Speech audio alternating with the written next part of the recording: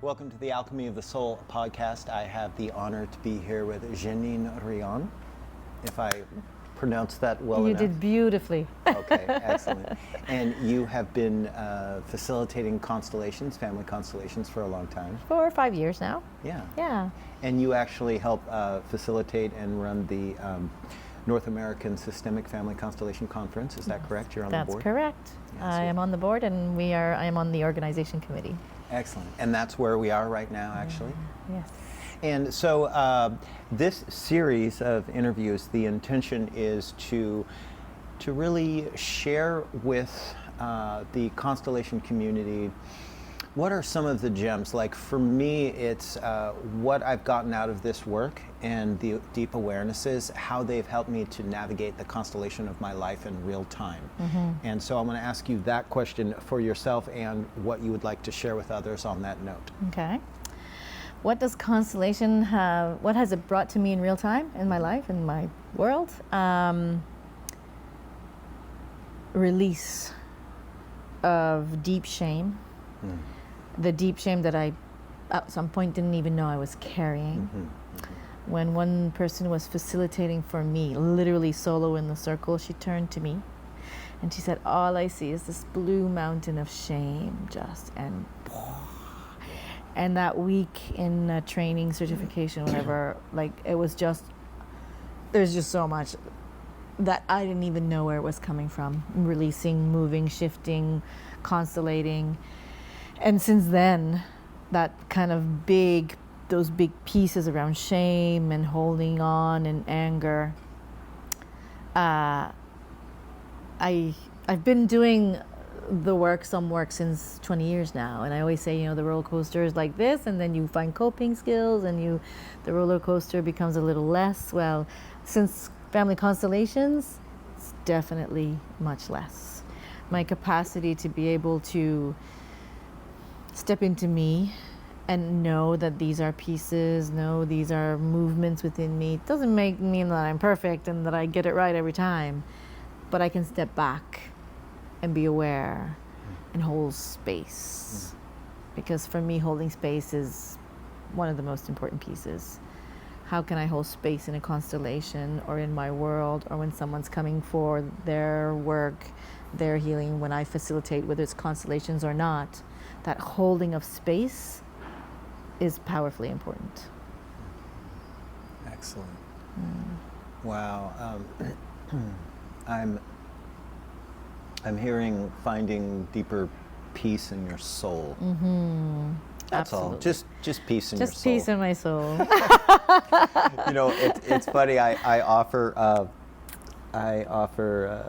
when I'm on island, when I'm on Kaua'i, I offer a weekly event, a weekly event for people to experience it for the first time. And I've been doing it for years and years and years. And sometimes I'll run across people. I'll say, hey, you want to come? I've invited them so many times, like over years, and they're like, oh, Wednesday nights, yeah, I got I got basketball that night. I'm like, oh yeah, it's okay.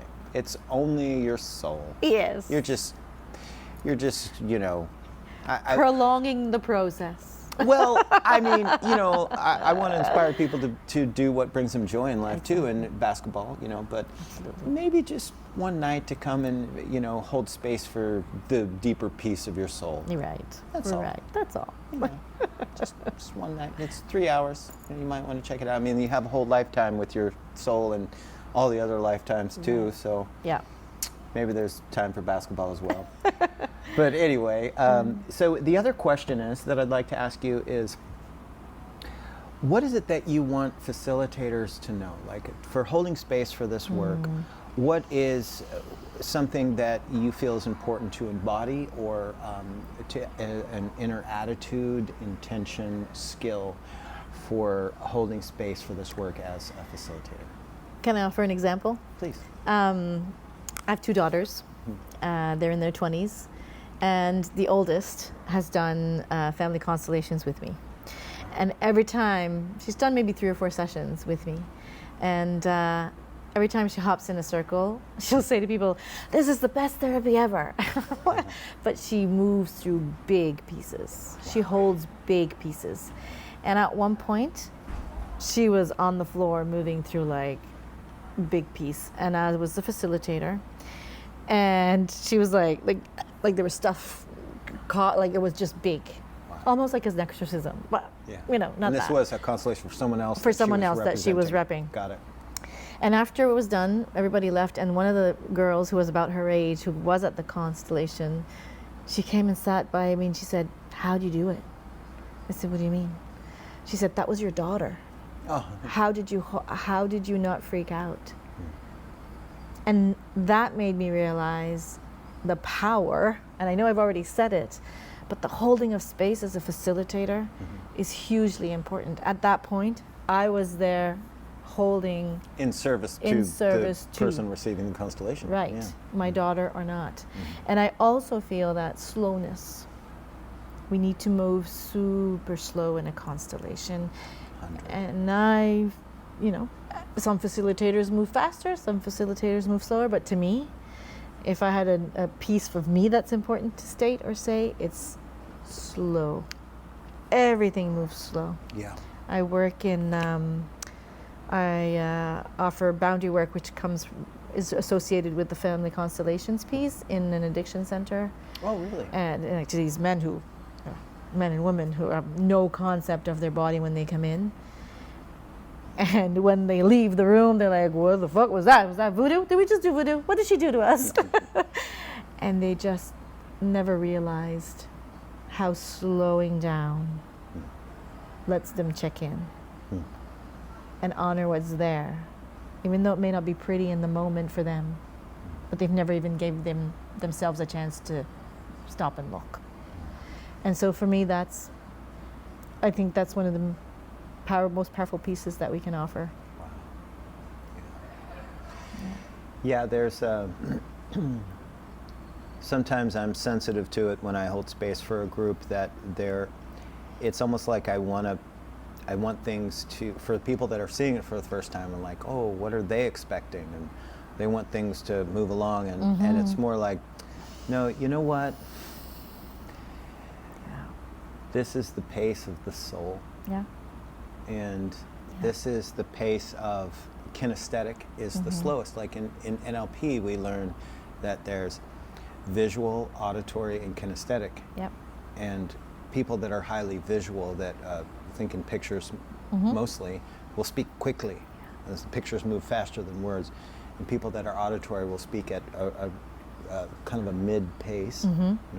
And it's more important, the tonality and what they hear.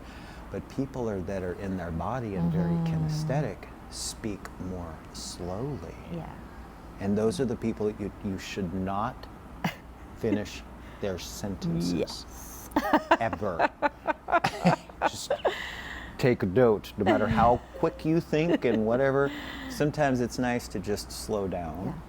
Yeah. And because that is the pace of kinesthetic, or the pace of feeling. Yes. Or vibration. Yes. Is slower. Yeah, because if you're walking fast in the room, that step that you took and you went too fast, you missed it. When you walk slow, then your heart goes, "Oh wait, there's something here," and then you can take that. Oh, what's happening here? Yeah. Oh, maybe I want to, and then it's following the body. Following the body. Everything is slow. To observe all that's there, yeah. We must be slow sometimes. Slow. Like the turtle. Like a turtle. Yeah, I'm really glad you brought that piece in. Yeah.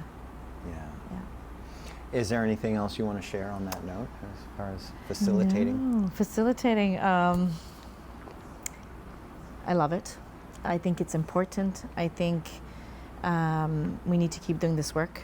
I don't even think it. I know deep in my soul that we need to keep doing this work. And as you've mentioned, we're here at the 2026 conference. It's been a few years since there's been one, and it just confirmed 100 times forward, this is such important work that needs to be brought everywhere, every corner of the world, to those who wish to embark on the journey, because it's a journey. But it's a powerful one. We have the many hats of the ancestors behind us. There you go. Yeah. And so thank you also for your work to hold space for this event. So, you know, the way I think about it, or feel about it rather, is that when I come to this conference, I have the opportunity to experience and be in the morphic field of all these constellation facilitators with all of their wisdom and all of their different styles and their threads that they bring, and I just feel so enriched. And one of the things that I tell facilitators is, if you really want to facilitate this work, that it's important to learn from as many teachers as possible. Yes. To know what you like and what you don't like, and how you flow and what you don't flow, and what works for you and your people. They might come to mind and go, what is she doing? And vice versa, because it's not connecting to their soul, to their process. And so we all invite our own little twist and turn, but we also can see, oh, I can add that. That's pretty amazing. Oh, that didn't do anything for me. So it's powerful to come and learn, continue to learn. And to hone your own synthesis of your particular flavor, if you will. For sure. And that, and even if it's not your dharma to facilitate this work in that way, that everyone is here to facilitate the constellation of your life. So let's all do that more. Absolutely. With intention, with love, with space, with slowness, with wisdom of the ancestors as well. Absolutely. Yeah. Can't forget them. So you have a website. We're going to put it on the link. Okay. And so if people, you want to, you have a wellness studio. A wellness studio, yes. Right. Yes. Fully aligned studio. So aligned in all ways. And so I've been doing a lot of somatic work since probably 20 years now. And do group works, retreats. I do individual. I do offer some pieces online, but I do like the in-person flow. And I'm in Nova Scotia, Canada. So if you're ever on the east coast of Canada. All right, Nova Scotia. Yes, yeah. Excellent. So yeah, and fullyaligned.ca. It's pretty easy. Check me out, and thank you. Thank you for doing what you're doing and putting the word out there, because that's important too. Likewise. Yeah. Yes. Thank you for your shares. Yes.